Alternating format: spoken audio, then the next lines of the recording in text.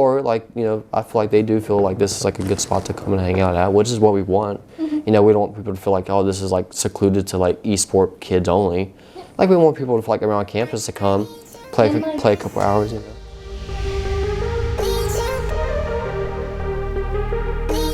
Welcome everyone to the 6th installment of the ConcordXp podcast.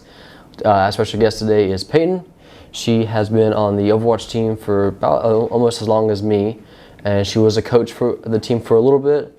And just tell us a little bit about yourself and kind of like how you came to Concord and esports and whatnot. What do I start with? Coming to Concord? Yeah, just like kind of like talk about like when you came here, like how did you find out like we had like an Overwatch tryout. Did like a friend tell you? Did you just end up seeing it on like the posters, like a wall? Like how'd you find out about it? So I've always wanted to come to Concord since my freshman year of high school. Because originally I was going to come to be a math teacher. I think you knew that. I do.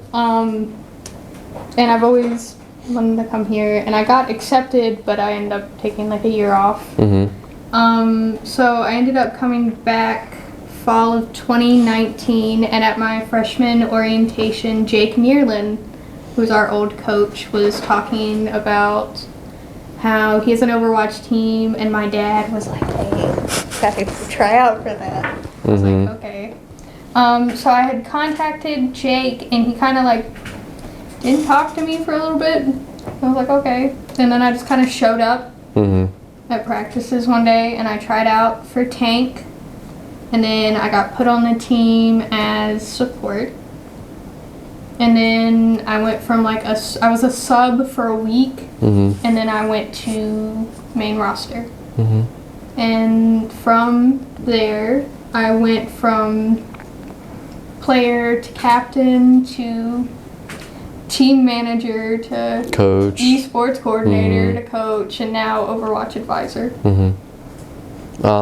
You've had almost had the same journey in terms of length. What's been like your favorite part about all of this, since you have such a long history with it? About my favorite thing about the program, like as a whole, is the people. I wouldn't have been in the program for as long as I have without them. Everything that I did for the program was for the people in this program. Like, I wanted people to enjoy esports and have like a safe space for esports, because there's, not to get like too political, but it is a male dominated. Right, and me and her, we talked about this on our last podcast we did last week. We kind of talked about how, esports is, it is a male dominated industry, but lately we have been seeing, more girls and women, getting into like playing games. Because I mean, look at Valorant. Like we use Valorant like as like the best example for like females getting more involved in gaming. Because like you go on like a comp or unrated on Valorant, and like there's probably gonna be like 2 or 3 females on a team. So we kind of like talked about how like, definitely still is a male dominated industry, but you are seeing like more like women coming into it. So just making it, or trying my best to make the program feel as open and welcoming as I can. And not to brag, but I feel like I've kind of done a pretty good job. Yeah, because I mean we had a bunch of players. We have Kaylee on the Overwatch team, Emily, we had Ashley. I mean, still like I've noticed now like these days we have 2 international women, girls, Korean. They go over. They're in there right now. They go and play Overwatch League. So it's like people are like I feel like they do feel like this is like a good spot to come and hang out at, which is what we want. We don't want people to feel like, oh, this is like secluded to like esport kids only. Like we want people to feel like around campus to come play a couple hours. Not even just women. Like we have a lot of non-binary people and people who don't really identify with much. Our Smash team and other teams. Right, and we also kind of brought that up, and it's like, not just like women, there's like a lot of minority groups and LGBT, and it's opening, we still... I would say that we are probably a little further ahead than most other esports. Yeah, and we were talking about kind of like overall. I mean, well, you just do see just like more women involved, whether it's being a content creator, and we kind of also said that we kind of want more female people to not, instead of being just content creators, to actually be like players. I mean, like bring them in. Like the Overwatch League doesn't have a single female in their teams. They did, but she's not there anymore. I think Gaguri. I'm not too sure. I kind of forgot about that, to be honest. But I mean, it kind of shows, Yeah. I don't blame her. She got like massive amounts of hate and sexist comments. Right. I'd leave too.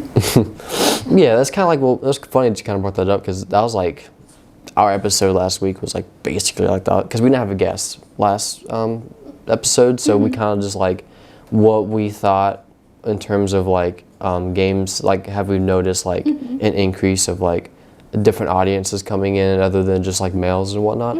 And we were like kind of talking about how like, yeah, like games, like we talked about like I realized this after the podcast was over, but like I've noticed like games like Riot, like Valorant and League, they like in Valorant, like pretty much every character is like a different like ethnicity, like you have like I think one of the best examples is probably like Apex.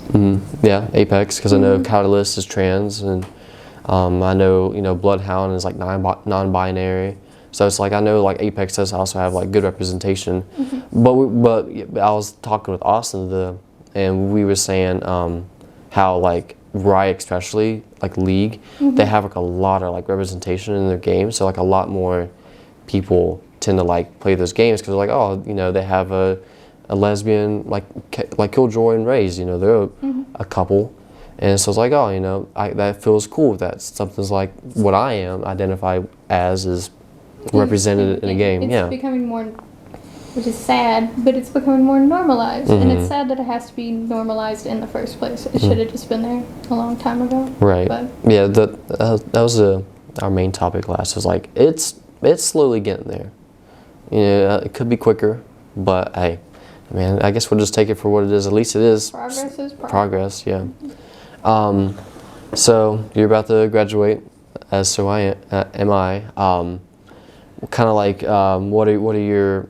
Because I think out of everyone we've had, you're like a graduating senior. Everyone else has always been like undergrad, like under, people like juniors and whatnot. But like, tell me, like, what are your plans? Because I know you kind of want to stay in like esports and whatnot. So kind of like give us, if you have like a little plan, like a. As of right now, it's kind of 50-50 because as much as I love West Virginia from here, I want to leave West Virginia, but I also want to stay, so 50-50. I also want to, either way, I'm continuing my career in esports with freelance coaching that I've been giving out to my high schoolers, the Project Leviathan, love them if they're watching. Hi, kids. Make sure you link them this video so that way. No, I will. They're good. They're good kids. It's kind of up in the air right now what I want to do. I would like to get out of the collegiate scene and go more into like the more production social media manager side of it. Just because I'm good coaching at like college level and high school level, but any further than that, I'm just there's going to be so many people better than me. Right. Go to production, do what I do best. Probably gonna be like bossing people around, hitting heads. People, high level, and you're. I can't deal with the egos anymore. If somebody says something wrong to me, I'm just gonna be like, done. It's whatever. Yeah. Can't. I think we talked about that in some previous episodes. We kind of like talked about how, I guess I think one of the biggest things, I think we talked about this with Austin, our first installment. We talked about how like one of the things I learned, because you know how he swapped the questions on us and he was like asking us, like what we've learned in esports and whatnot, like while we came here. And I think we talked about the whole like ego, and talked about how I mean, like you get in esports and you're like in a competitive environment. You know, of course you're gonna, you know, get into like a high ego, you know, environment. But like one of the things you gotta learn is like you gotta like dial that down, because like when you get too like egotistical, and then like someone puts you in your place and you're absolutely getting stomped at, your feeling is going to be like 10 times worse than those who are like dialed it down. You know, they're wanting to win, but if they lose, it's okay, we move to the next type stuff, you know? So it's like, I feel like that's like a big problem. Just like, I mean, it's also the same thing for sports. When you're in a competitive environment, you're always going to be dealing with people with like, who has like that God mentality, like, you know, I'm the best. There just needs to be a healthy combination of you're confident, the competitiveness of esports, without it going overboard. Because I'm talking like to the point where you're flaming your own teammates, or I don't know what to say without this being like directed towards somebody. So Right. Yeah. Yeah. But it's just the people who don't understand like how to remain calm, understand criticism, understand like losing. They just can't. I just can't do it anymore. I feel like, you know, because I mean, if you somehow, you know, find a spot where you can be like coaching, I feel like that's like on top of like, you know, teaching them like the mechanics of like whatever game you're going to be teaching them. I feel like you also got to be like teaching them like exercises on like how to maintain like ego check, keep your ego in check, how to maintain just like confidence, because like, you know, I know it happens in Overwatch a lot, and you know, in the past where, you know, we absolutely are just getting team diff and our just like comms go down, our ego go down, and so it's like we're just to the point where like we're just like staggering, and we're just like throwing ourselves arms open to the team just for them to kill us. So it's like, I feel like, you know, when you're coaching, you kind of have to like show them that like, you know, you can't, you know, be like this egotistical person, because like you're just going to get put in your place, and that's not going to be a good feeling, because it never is. If it's okay, I'm going to take this time to also brag about the Overwatch team. This went from a team that was like super dysfunctional freshman year, egos, not really doing much of anything, only playing comp all the time, to a really like boiled. Yeah, I feel like you know, the Overwatch team, it's definitely one of our. I guess now it is our longest team. Call of Duty unfortunately had to leave this semester, so it's like, I guess like the oldest team game is Overwatch, and so it's like it's definitely changed. It's done nothing but progress over the years, and it's mainly because of you all and like how well you're working together and how hard you're working. Like the mental is all there, and there's no more animosity.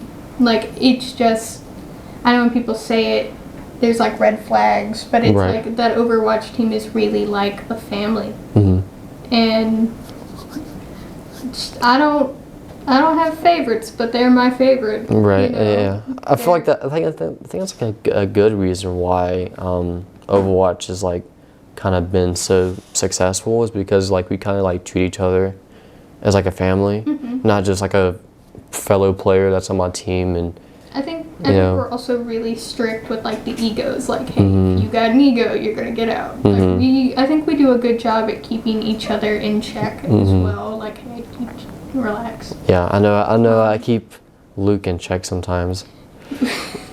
No, I don't know. It takes a village to keep Luke in check. Yeah. Well, I feel like while I sit next to him, it's kind of like my duty to like, you know, I can just tell.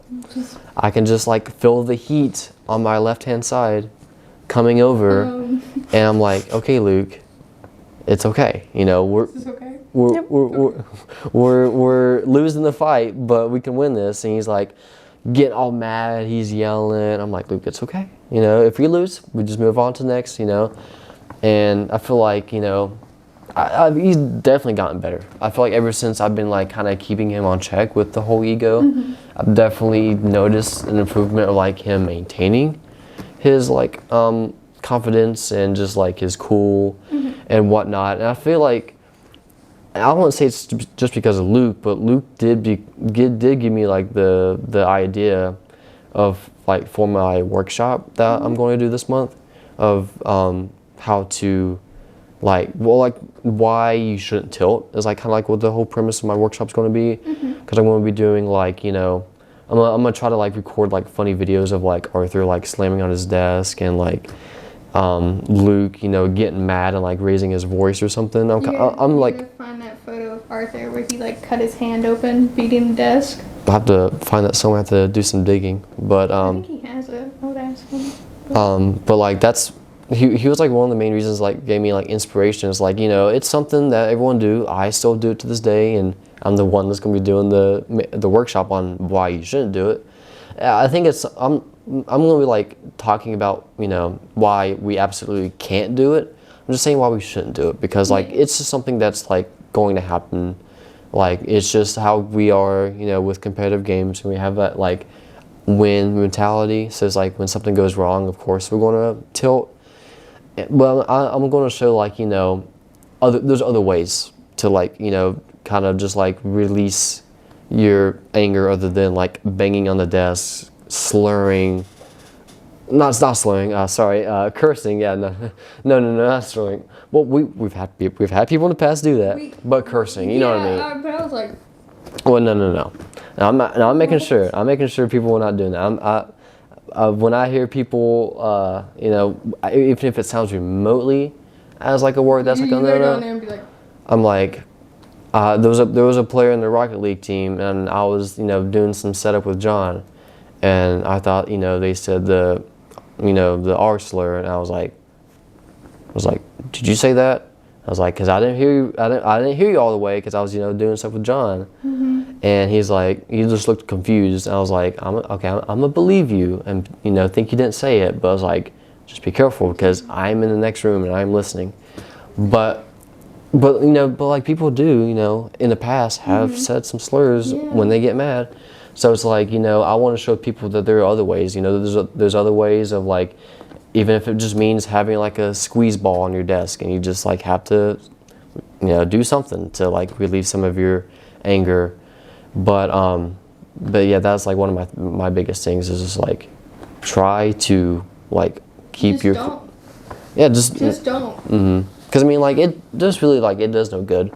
Because like when sometimes like Luke tilts and we're like in a scrim, sometimes I'll get some of his like, you know, energy, and I'll get a little tilted too.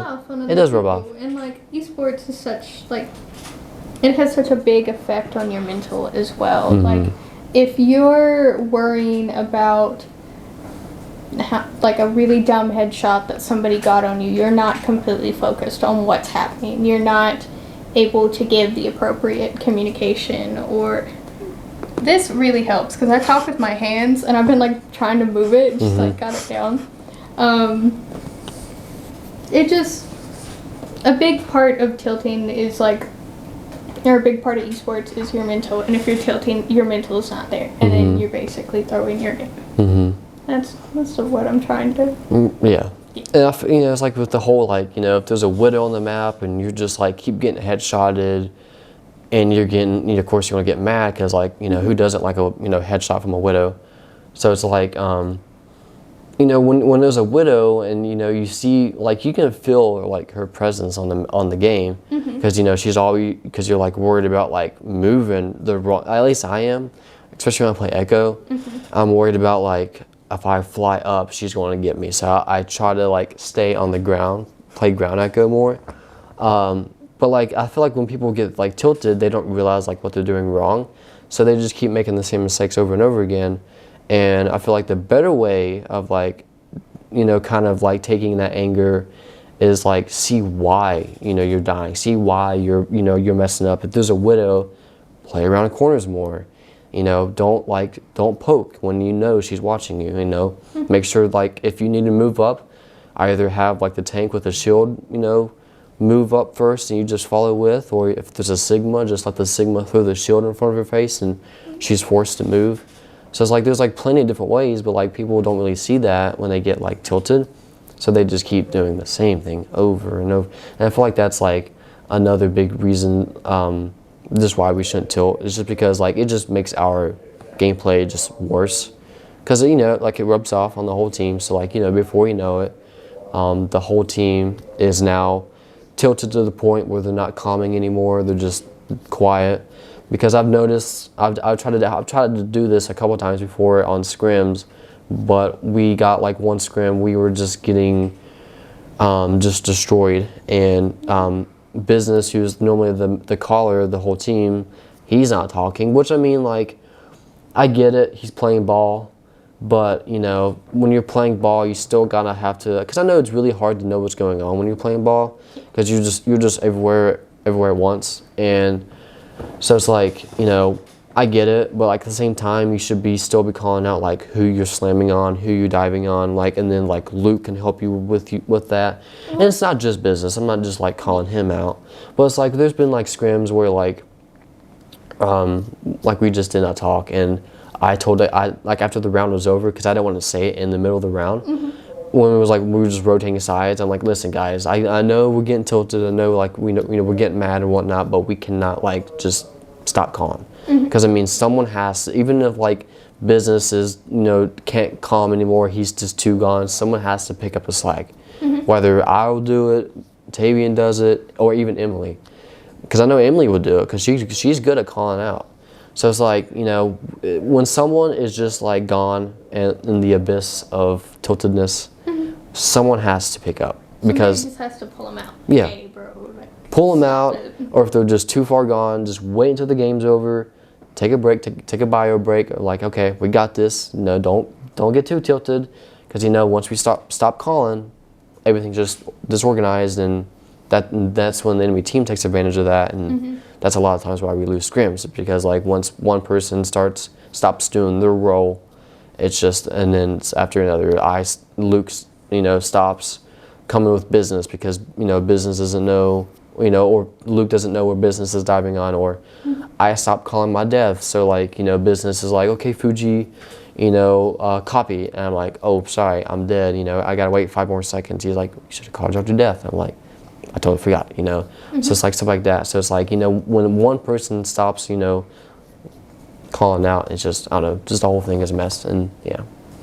So I feel like that's like one of my biggest reasons is like why I've decided to do this workshop, because I feel like, you know, someone, if just one person gets like benefited from it, I feel like, you know, I've done my job. I feel like that's also really beneficial for like all the teams, because everybody's got like bad mental. Yeah, when you're losing, you can definitely see more of like what's going on, because either there's like too many smaller things going on, or just like one big thing. You just weren't pathing right, so that's ultimately like what caused us to lose. So I feel like, you know, losing can be beneficial, because like you're seeing your mistakes, because like you're not going to learn from anything if you're winning, because I mean you're doing something right. So I don't mean to take up the podcast. No, go ahead. I'm the host, but You are the guest, so. Since me and you are the only ones left from the original Overwatch team 4 years ago, and one of the four or five that's still here from the program from 2019, what are you gonna miss the most? Like, out of these 4 years, like, what was your favorite memory here? My favorite memory. I think the one I can think of at the top of my head that I like really enjoyed was when we had that the team cookout at just like when we had like the 2 international students. With Bo. Yeah, and we had the cookout with like, you know, kimchi, and they made the food. And they made was it pork belly? I think so, something like that.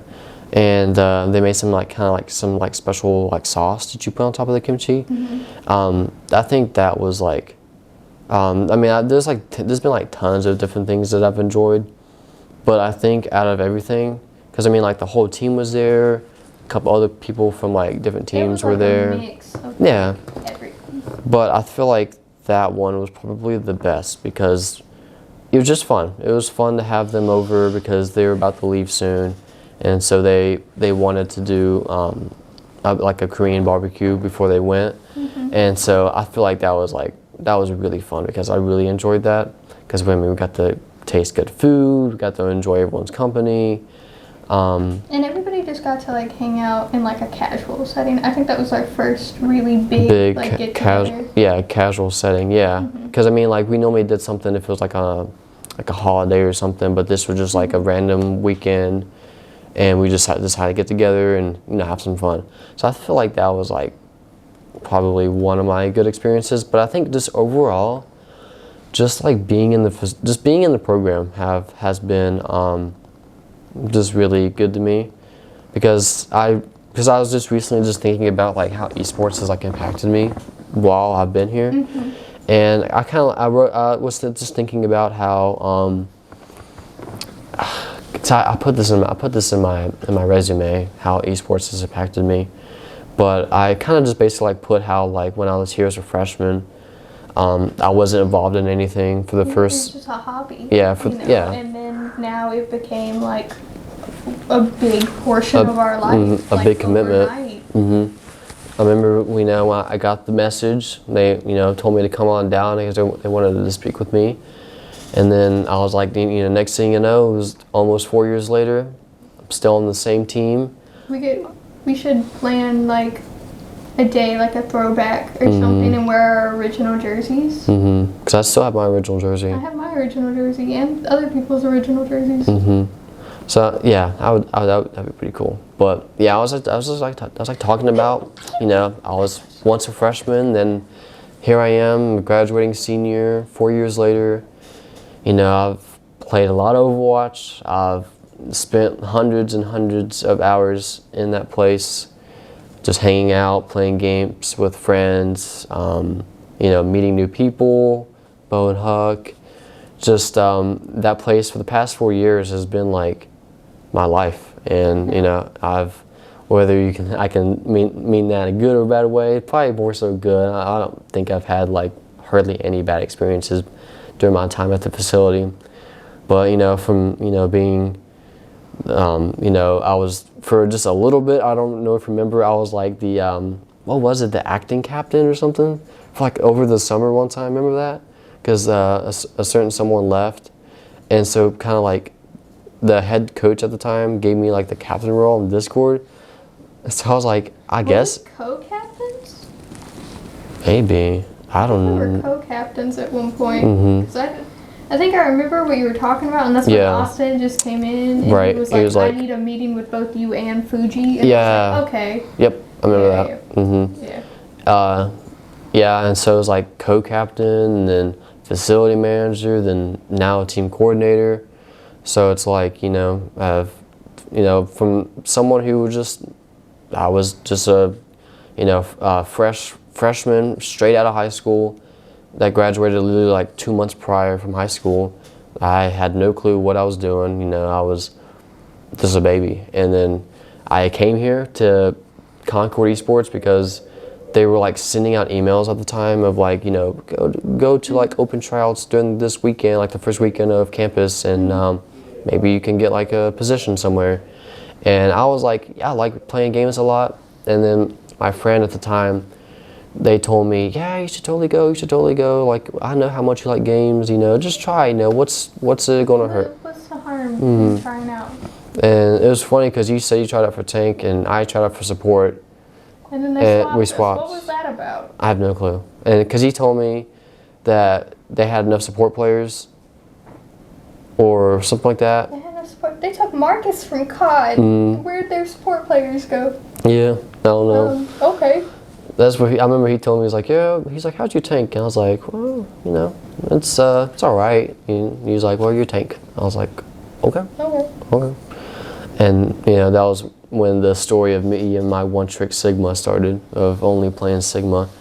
But yeah, I guess I just have like a lot of memories of being here, and as one of the original crew, last remaining crew of when the program first started, because the program started in May, I think, in 2019, but its first official semester wasn't until the fall 2019.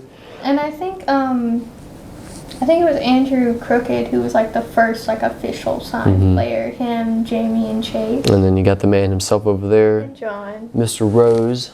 He was one of the. He's busy. He was on the team with us, on the program with us. I mean, at one point he was on the Overwatch team. He was a sub, I think.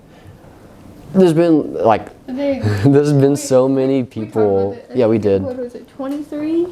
I think so. Just people have either being a sub or a starter. Me and you, man, have just been the consistent players. Who would be the next longest player? I guess Tavian, Luke, and Emily. Yeah. No, Kaylee. No, yeah, Kaylee. It would be. She's leaving with us, so. Has she done her podcast yet? Nope, not yet. Oh, that'll be hilarious. Yeah, well, I'm sure we'll go back on this topic because I know she started when Austin first came here, so in 2020. Yeah, 2020. Well, I think along with Ashley, they came around the same time. I'm pretty sure. I never miss her. Yeah, I miss her too. Ninshoto and Senpai. Yep. I miss them. And then Raheem. We gotta try to get everybody back together, just for I know reunion scream. I know Jake Ninshoto still goes here because every now and then I'll either see him in the subway line or I'll just see him walking past the class. I'm like, hey, what's up, man? It's what's up, dude? And but yeah, I think Kaylee would be the next. Say with just me and you leave and she stays. I think she would be the same. But since we're all three leaving, I think next in line would be Emily, Luke, and Tavian. And then business. Yep. Because business is the newest one. No freshie, no child. Yep. But, I mean, honestly, when I'm thinking back on it, of being a part of the program for 4 years, and it does sound like a long time, but I mean, it just kind of, to me, it just flew by, really. Of just 4 years here at Concord, being on the esports team, being in the facility every single day, just flew by. I don't know about you, but I'm gonna cry. Just talking about this, I might cry. Reminiscing. Not even just reminiscing, it's just I have such a deep love for everyone in that facility. Me too. The thought about not being able to see you every day, Fuji or Luke or Arthur, Tavy, anyone else, Kaya, especially Kaya. I don't know what I'd do without her. It just makes me sick to my stomach. Yeah, I'm gonna stop talking about it. I'm gonna cry. I've had that same feeling too. I feel that once I'm graduated, I'm hoping to stay around here and give back to the people who've given me the same opportunity. That's always been my biggest thing, especially with the new opportunities I've been given. I would really like to stay around here, and because one of my biggest things is people here, they blessed me. They give me a lot of opportunities, being on the team, being a facility manager, team coordinator. People give me tons of opportunities, and I've definitely. Well, you've earned all those opportunities too. You are one of the hardest working people I know, and I'm glad you're getting recognition for that now. And with your award yesterday, true, which is 100. That you guys as well. Don't forget. No, yours is deserved. Everything you're doing for that facility and keeping people in check, and the community customs every week, the board game nights, always getting people's opinions. You're a real people person. And it's really showing for other people because, esports, especially this program, is about connections. Yeah, absolutely. It's a community here. Big family. This place has been my second family. I've always said that. I was my parents have always, joked about how, I live here more than I do at home, which is technically true because I'm always here like 12 hours a day. We're having Thanksgiving together. White Elephant. Christmases, tailgates. Yep. The homecoming parade tailgate, yeah. If somebody's going through something like a hard time, loss in the family, just a really bad week at school, everybody comes together and just helps them. Like I'm still continuing a tradition of. I didn't do it yesterday because I was like really busy with classes and the ceremony, but in there I have a birthday card for Arthur, so I have people that walk in, they sign it, move on. But you know, that's like, I think that's like another thing, kind of like shows like how close we are, because like because I've noticed this, I paid like a lot of attention, especially to Corbin and Jod, because when they first came here and they were like under me when I was still the facility manager, they were just like very quiet people. They would just come in, kind of sit there, and like if Austin told them to do something, they would do it. If I told them to do something, they'd do it. And then it's like you like look at them now, and it's like we've completely ruined them. And like same with Emily. Right. Emily used to be really like shy and talk, and now she's like barking orders. You need to do this. Business, get back here. And now she's playing super aggressive, like even in Overwatch. Yep. And I remember she was passive, and we told her. I don't know if she does aggro beats, but I remember like we told her like aggro beat now. And she's like, no, I don't want to.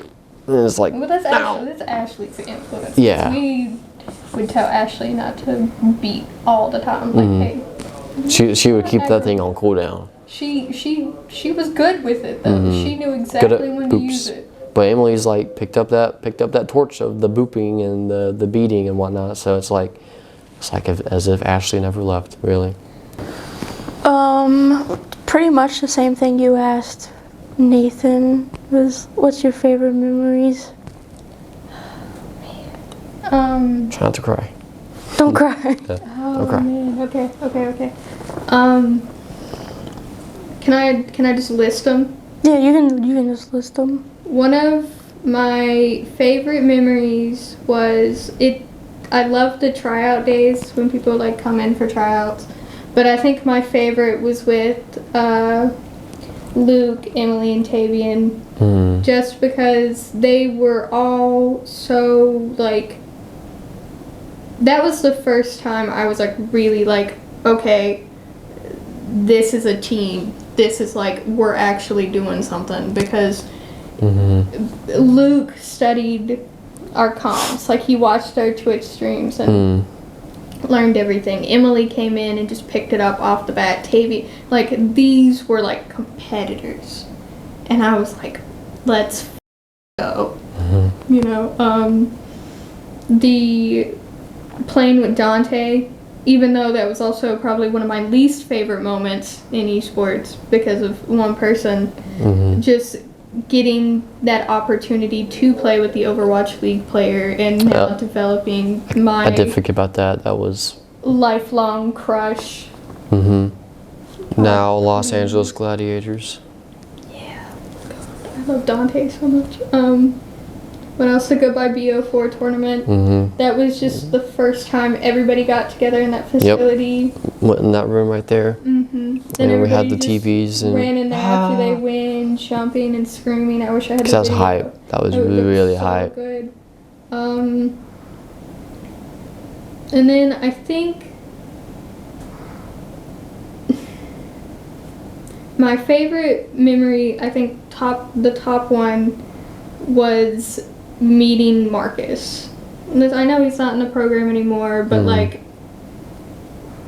there was just something about being like, hi, I'm Peyton, I'm your support duo, and him just being like, man, just like really stayed with me. And now he's like one of he's as close to a brother as me. And like I said it before, I'll say it again. My favorite thing about the program was the people, because I will never find a group of people that I will love as much as I love you all in this program. Yeah. thank you guys again for the 6th installment of the ConcordXp podcast with our guest Peyton. We hope you guys enjoyed this week's episode, and we will see you in the next one. Bye.